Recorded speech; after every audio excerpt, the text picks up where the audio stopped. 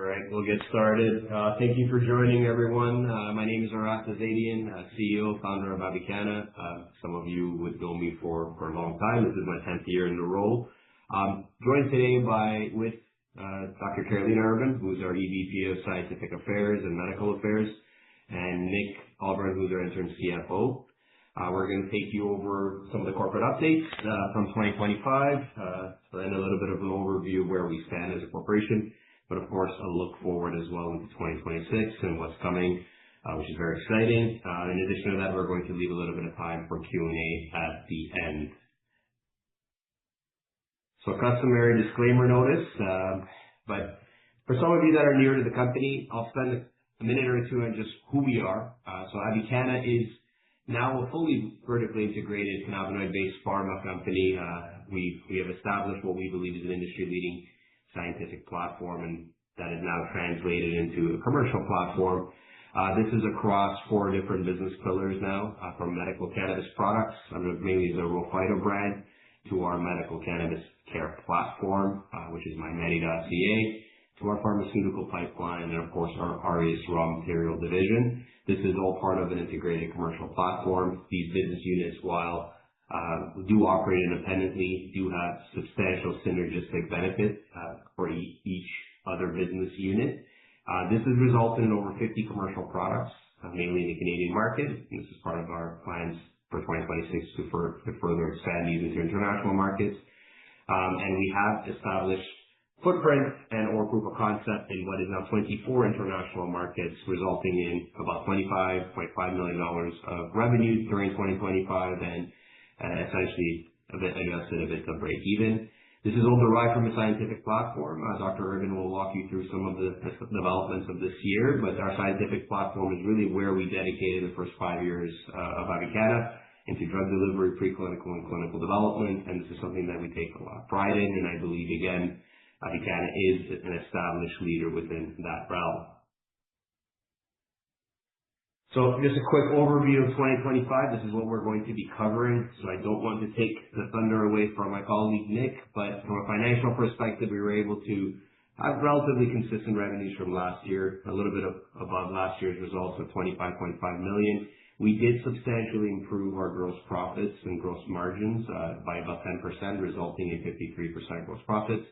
I believe these are industry-leading numbers and an indication of the company's entry barriers and the fact that we're operating as more of a biopharma company.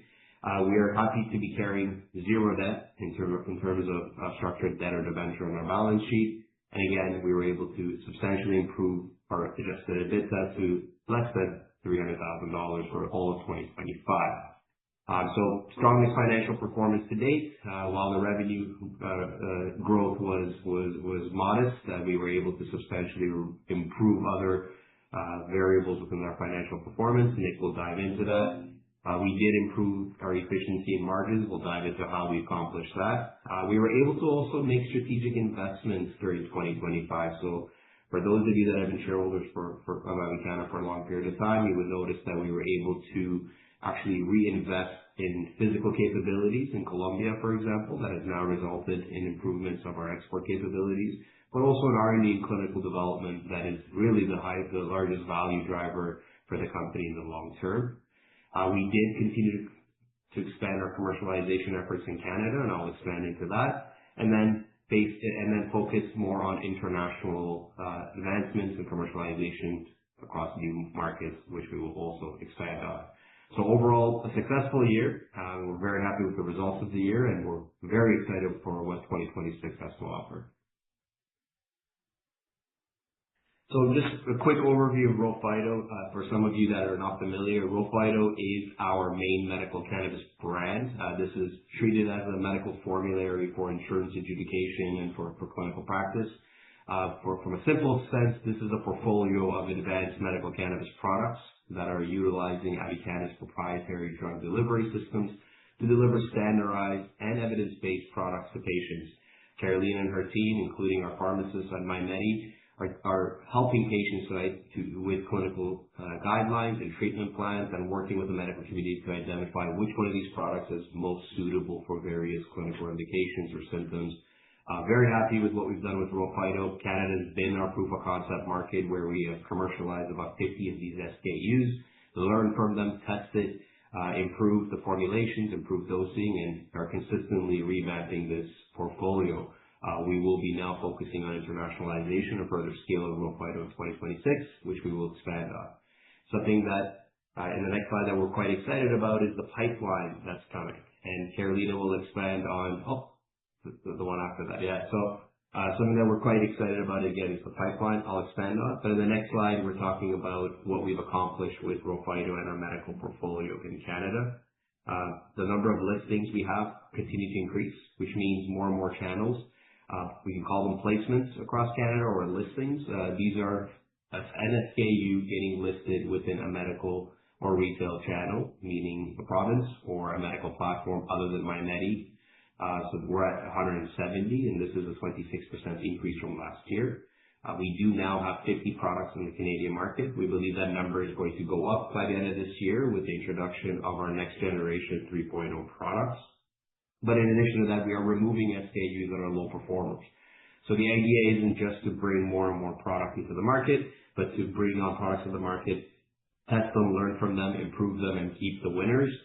And ideally start linking those particular products to various, again, symptoms or clinical indications or patient groups, which is part of the medical affairs efforts Carolina will expand on. This is all done in an asset-light model. So Avicanna is not a licensed producer.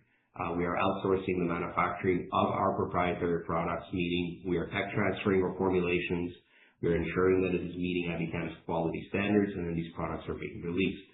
What's interesting about this model is its scalability. So as we continue to grow in the domestic market of Canada, but also internationalize, we will be using an asset-light model that allows us to scale without major capex. We are in 8 national medical platforms, including MyMedi. So MyMedi is one of the medical cannabis platforms in Canada. We believe it's unique, and Carolina will expand on that. But we're very excited to see that we're entering more and more channels where these proprietary products are having significant benefit for patients.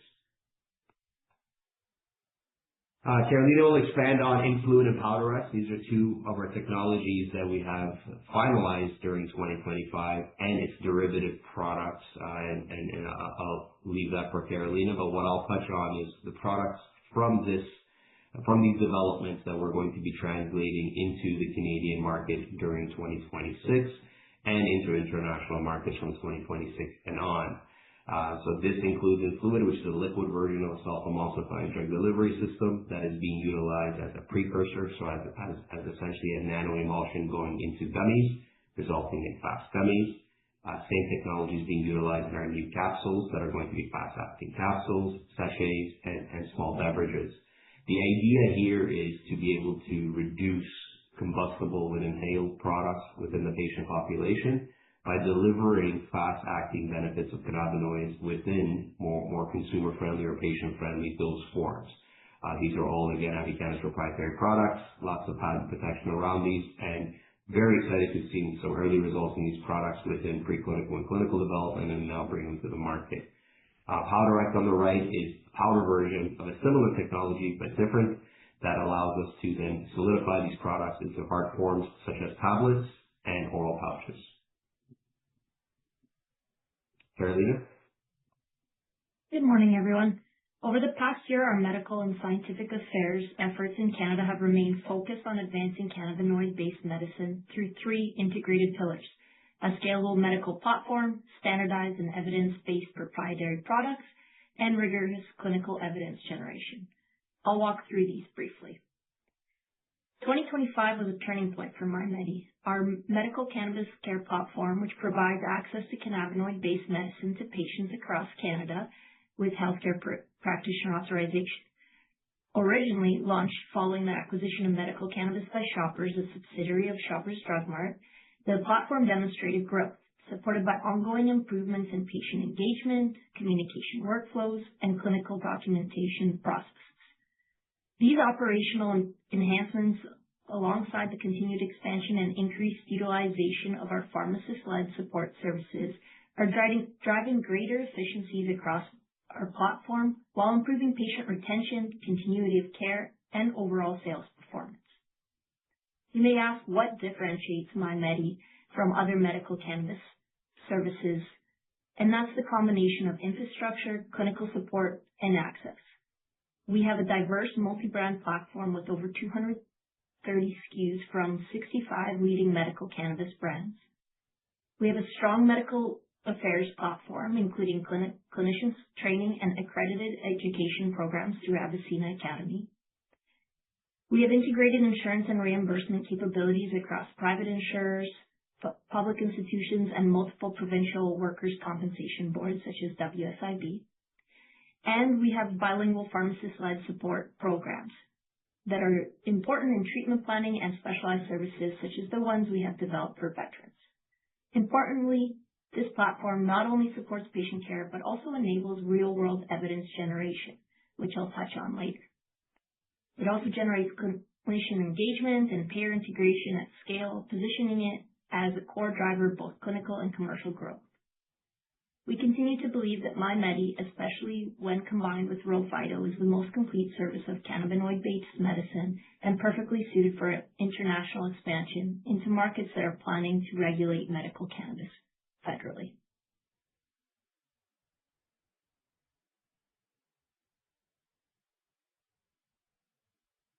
During 2025, we set out to engage and collaborate with the medical community in Canada in an effort to help facilitate the incorporation of cannabinoid-based medicine into standard of care. While we faced early challenges, we are pleased with the progress we made in 2025 and the reception we have received from the medical community. Over the year, we have continued to expand our reach within the medical community through targeted education, scientific exchange, and collaboration with key stakeholders. This has included healthcare professional training and education that has been focused on clinical guidelines, treatment planning, and the integration of medical cannabis into products. Key opinion leader engagement, including 4 national webinars reaching over 700 registrants and over nearly 400 live attendees. Strategic collaborations with professional organizations, including the Nurse Practitioners Association of Ontario and the Canadian Pain Society. Conference participation and scientific presence, including our annual symposium, which had over 400 healthcare practitioner registrations, as well as participation in 8 other conferences across pain, mental health, palliative care, and veteran health, giving us presence across the country. Finally, we enhanced all of our educational infrastructure, including updates to Avicanna Academy and the development of training modules. We also conducted advisor board engagements, including chronic pain and PTSD-focused sessions with multidisciplinary experts to inform clinical frameworks and identify gaps in care. All of these efforts are designed to support clinicians in adopting cannabinoid-based therapies in a structured and evidence-informed manner. As a result, we are seeing continued growth in new prescribers engaging with MyMedi, either through direct patient onboarding or referrals through clinic networks, strengthening our position within the medical channel and supporting sustained patient growth.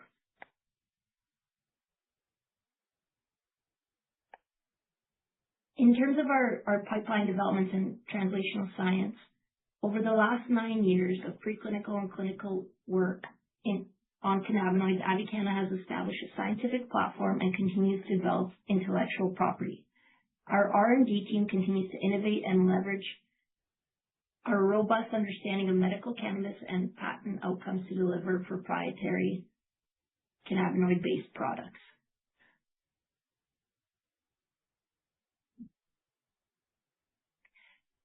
Our development efforts are underpinned by a robust R&D platform, complemented by observational real-world evidence studies that help inform clinical decision-making and validate our therapeutic approach.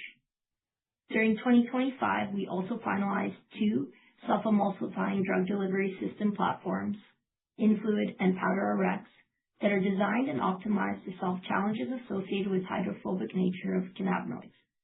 Both of these unique drug delivery systems utilize a nano-emulsion technology to deliver cannabinoids in a consistent and rapid manner while enhancing absorption and speed of onset.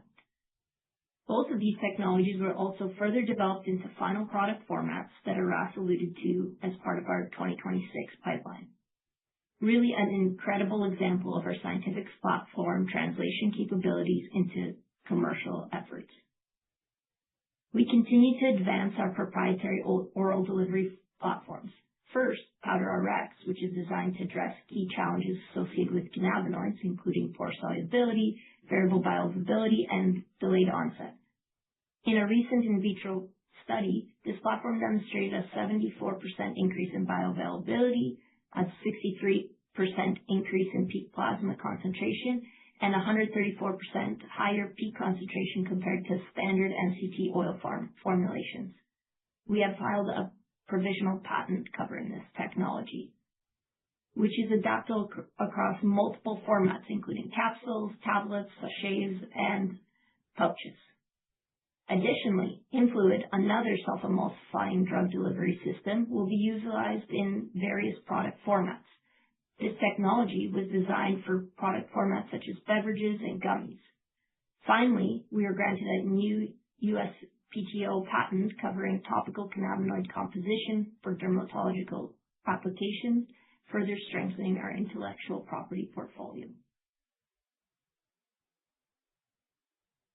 We continue to advance a structured clinical development strategy that spans real-world evidence, randomized controlled trials, and early-phase mechanistic studies. At the foundation of this work is our national real-world evidence study conducted through MyMedi, which is led by Dr. Hans Clark. This prospective observational study has enrolled approximately 450 patients to date and evaluates patient-reported outcomes across pain, sleep, anxiety, depression, and medication use in routine clinical practice. This study has now been published in the Canadian Journal of Pain, demonstrating significant improvements across multiple clinical endpoints over a 24-week period. We continue to drive this data collection forward as we speak. Building on the real-world evidence findings, we have initiated a pilot phase 2 randomized placebo-controlled clinical trial in osteoarthritic pain, which is also led by Dr. Hans Clark at the University Health Network. This study is a multi-center, 3-arm parallel study that is evaluating our proprietary oral cannabinoid capsules utilizing our solid feds delivery platform. We are currently in patient recruitment phase, and this trial represents an important step towards generating high-quality controlled evidence to support clinical and regulatory advancement. Looking ahead, we have also received Health Canada approval for a phase 1 randomized placebo-controlled dose-finding study that we announced in 2026 in collaboration with the University of Calgary, led by Dr. Leah Mayo and Dr. Matthew Hill. This study is designed to characterize the dose-dependent effects of oral THC on anxiety, incorporating validated psychometric assessments alongside pharmacokinetic profiling and biomarker analysis.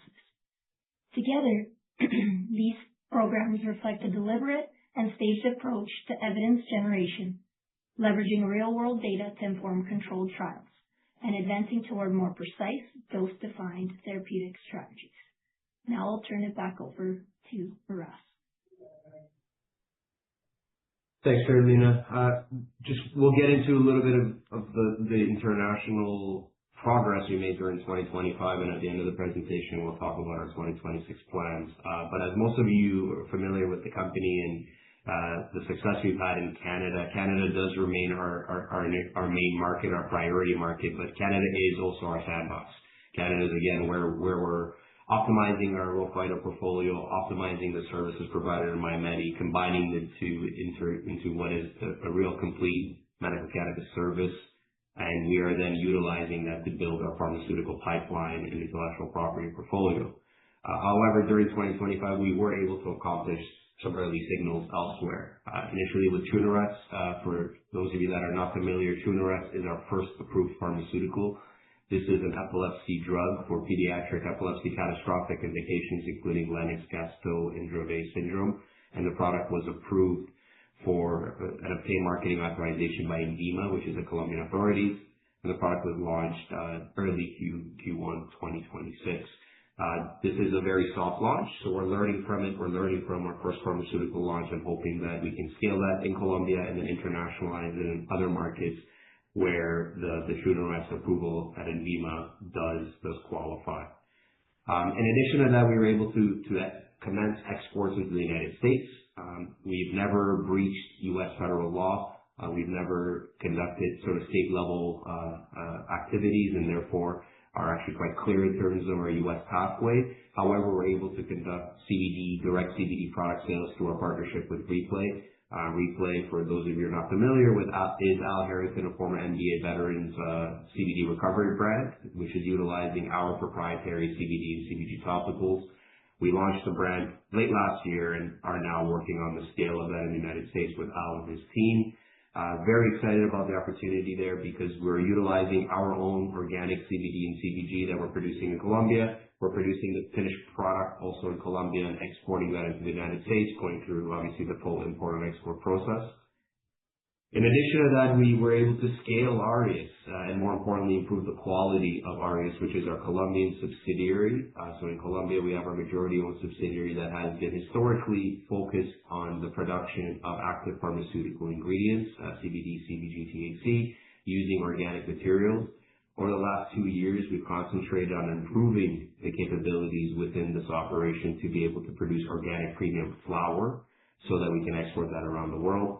The reason why that's important is in many of the emerging international markets, such as the European Union, UK, Australia, flower does still represent the highest proportion of sales, and it is the easiest products to be able to export. And we've been able to prove that our infrastructure in Colombia, which has clear cost advantages and environmental advantages and organic certification, can meet the regulatory and quality requirements of these markets.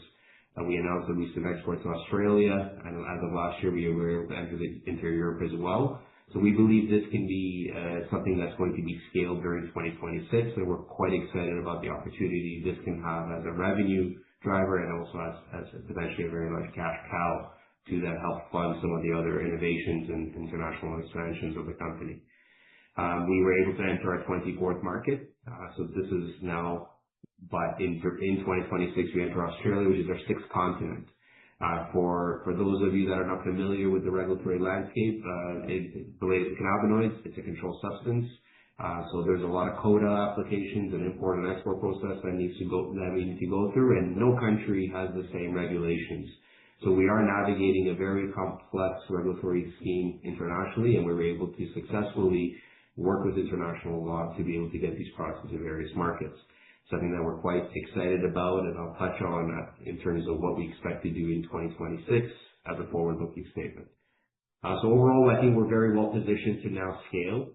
We did further improve our processes during 2025. We did land in new markets. We have launched new programs and partnerships. And again, we're operating in a very asset-light model where we believe that the formulations products can enter more and more international markets while not requiring a significant investment from a CapEx perspective from Avicanna, and while maintaining high entry barriers, whether it's the formulations or it's the low cost of food material that we're able to deliver.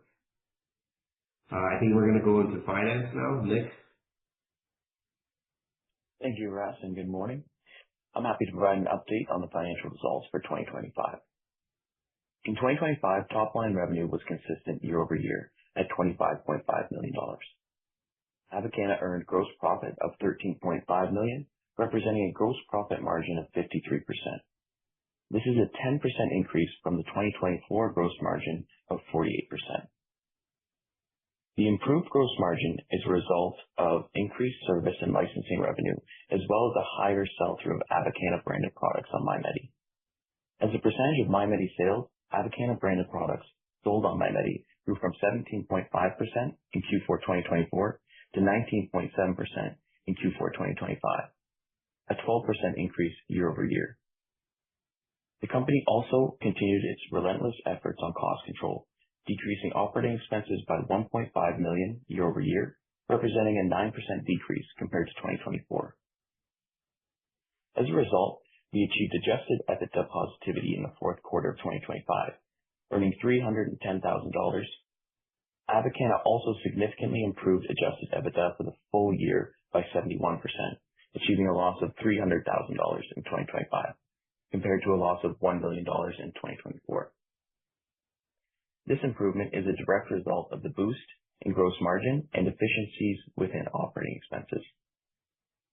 Net loss was also upgraded significantly, cut by 41% from $4.6 million in 2024 to $2.7 million in 2025.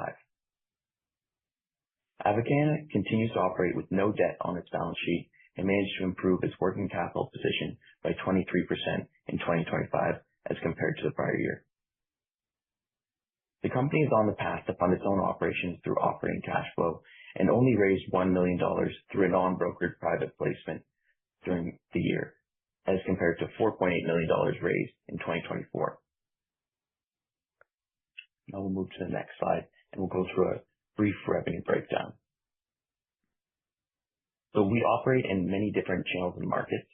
MyMedi.ca in Canada continues to be the major driver for Avicanna, and after a soft first quarter, we were able to deliver 3 sequential quarters of revenue growth, resulting in $20.4 million for the year. As noted on the previous slide, as a percent of MyMedi.ca sales, our medical affairs efforts resulted in a 12% increase of our Avicanna branded product sell-through, substantially improving our consolidated Canadian gross margins. Other Canadian revenue is comprised of license and service revenue, in addition to business-to-business product sales into other channels, such as medical cannabis. High-margin license revenue increased by 39% year-over-year from $1.16 million to $1.6 million, while B2B product sales were relatively in line with the prior year. International revenue, most notably from our Santa Marta Golden Hemp joint venture, achieved revenue of $1.9 million. Although top-line revenue was relatively consistent year-over-year in our international segment, we were able to realize significant margin improvement with the shift away from product sales towards service revenue. Now I'll pass it back to Ras for a look forward into 2026, as well as closing remarks. Thanks, Nick. Again, very happy with the financial results, more so from the fact that we have reduced or almost eliminated the use for external capital to sustain our business. Looking forward into 2026, as we look to further scale and invest, I think that gives us a solid ground to build on, and we're quite happy with that. Unfortunately, we're seeing the inverse impact of our financial and corporate and clinical and R&D progress in terms of the stock price. I think that's for anyone that can access public files, it's clear to see that there's an oversupply of the stock coming from one of the major shareholders, so this is public information. In relatively illiquid stock in the TSX, in the segment that we're unfortunately associated to in terms of cannabinoids, that is having an impact. And we're hoping the progress we continue to make in terms of 2026 and the plans that we have for 2026 will help rectify this and really unlock value for shareholders. When we look at Canada, again, Canada is our primary focus, but it is also our more mature market, representing almost 90% of our international revenue. We do expect to continue to grow in a more stable fashion, and we do expect to further invest within the R&D, clinical, and medical affairs. Quite excited about the launch of the 3.0 products. We believe that this is in line with the needs of the market, both on the medical and even on the retail side, where there's opportunity for licensing of these technologies. It's quite important for us to be able to resolve some of the harm concerns related to cannabinoids, specifically in a harm reduction campaign, and fast-acting oral formulations we believe can offset or reduce the amount of combustible inhaled products that are in the Canadian market, and that's something that we will be dedicating resources to during 2026. In terms of the United States, this is becoming much more important for us as we proceed. We do have a multi-pronged U.S. strategy, which does include a pre-rescheduling and a post-rescheduling that is expected. For those of you that are not aware, the United States, or Donald Trump, has indicated that he expects to reschedule cannabis or cannabinoid-based products federally, and that would allow for significant opportunities from a medical, R&D, clinical, but also from a commercial perspective for companies like Avicanna that have dedicated 10 years now into a complete medical cannabis focus. Within that, we expect to dedicate resources into partnerships, strategic partnerships in terms of licensing and sort of the CBD pathway prior to rescheduling, and post-rescheduling, hope that we can one day bring the MyMedi and RHO Phyto platform into the United States and offer what has worked as a complete medical cannabis care platform in Canada into the United States. In addition to that, we are looking at the U.S. capital markets, something that we always knew we aim to go towards. We've done a lot of analysis, and we've now engaged in discussions to be able to build our U.S. listing pathway in terms of a senior exchange. We believe as a biopharma company that does operate only in federal regulations, we have the capabilities and the regulatory sort of clearance to be able to list on a senior U.S. exchange where we can really unlock value for our shareholders. So this is something that we're going to be dedicating, again, time and resources to this year, and we believe it's something that will substantially help to unlock value. From an international market perspective, again, what we did in Canada has worked, and we now aim to take our learnings, our products, our formulations, our technology, whether it's through direct exports of our raw materials out of Santa Marta, which we've already proven, or our finished products, whether that's licensing or finished exports of our products like Grow Phyto into various emerging markets, to strategic partnerships with Fortune 100 and Fortune 500 companies that are looking to enter the cannabinoid adjacent or the cannabinoid direct model using either our intellectual property or our raw materials to various other opportunities. As the more and more countries legalize and regulate cannabinoid-based products, what the trend we are seeing is that this is under a medical platform, and this is where we believe that Avicanna is very well positioned, again, to take the learnings of the company from Canada, intellectual property, and scale it internationally. From an R&D and clinical perspective, we're quite excited that we're able to reinvest in these opportunities, and during 2025, Caroline and the team have made significant advancements from new product development to preclinical and clinical development, much of which has been done through grants and support from the clinical community. But we have been able to invest into these platforms, and we believe that this will ultimately drive the real value of the company in the future, especially as we go towards the United States and a senior exchange listing as a pharmaceutical issuer. And we're quite excited to see the learnings, again, from our real-world evidence that we've been able to conduct in Canada, or some of our phase 2 studies that are now going into Canada into later stage pharmaceutical development into markets like the United States, and where there's substantial opportunity to then co-develop or license technology as well. So overall, very excited for what we've accomplished. I'm personally very comfortable. This is the most comfortable the company's been in terms of financial performance, being able to stand on its own 2 feet and now look forward and invest in many of the things that we've already proven have worked in different markets, but more specifically in Canada, and we believe that we have the team to do so, and we're excited to do so. So we'll open it up now. Caroline is going to help me with some of the questions, and happy to answer that for the group. Hi, everyone. In order to ask a question, if you can just put your hand up, you press the 3 little dots and you throw up your hand, and then I will unmute you. Once I unmute you, can you please introduce yourself and what organization you're from? So we'll give it a few minutes for people to figure out how to put their hand up.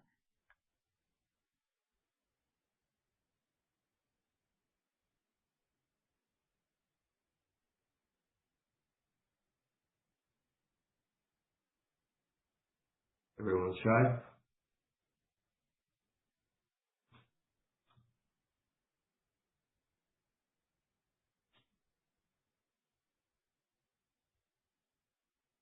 We'll give it one more minute. If we have no questions, you're always welcome to email the team at Avicanna.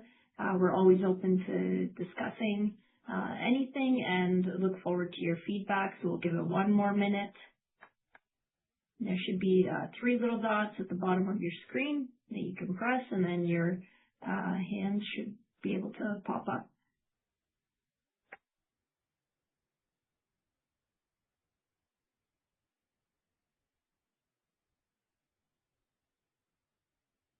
Well, I do see one has come up. All right, Barbara Hickson should be able to unmute yourself now.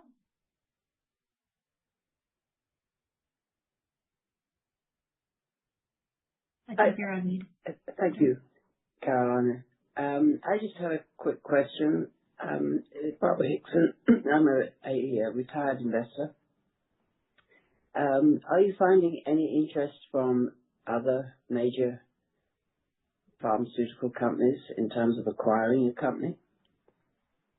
Hi, Barbara. I'll answer that, and good question. So far, the early interest has come from cannabis companies, and we believe there's one, the value hasn't been right, and two, they will likely shelf the company in terms of the intellectual property and the value that it generates from a medical and pharma perspective. So our target, ultimately, when we consider an exit, it would be a pharmaceutical one. We've had collaborations and engagements, partnerships, some strategic sort of alliances with mid-sized pharma companies, and we continue to scale those, but we haven't had any direct acquisition opportunities yet. I do, however, believe that once we do eventually list into the U.S. in terms of a senior exchange and the rescheduling of the United States takes place, that's going to open up the opportunity for more healthcare biotech investment, but also healthcare biotech companies getting more comfortable with the cannabinoid space. Today, we're still fighting a significant amount of stigma and hesitation because of the lack of sort of federal authorization in the United States, and that's where a lot of these companies are, as you know. So we see that as a significant opportunity to unlock value and even potentially for an exit. We're not quite there yet, and this is why we're further formatting the company to be more U.S. friendly for such opportunities. Okay, thanks.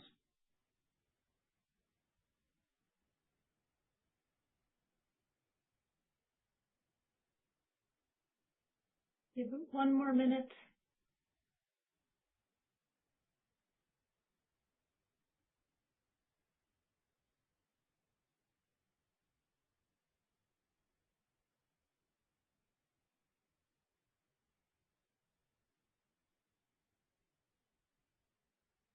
I think we'll wrap up here. Everyone, thank you for attending. Thank you for your interest in the company. We're happy to keep you updated, especially as we make further progress in 2026. We will be conducting more and more calls, updates, webinars, etc., and excited to deliver the results of this year to you. Thank you. Thanks, Carolina. Thanks, Nick. Yeah, right.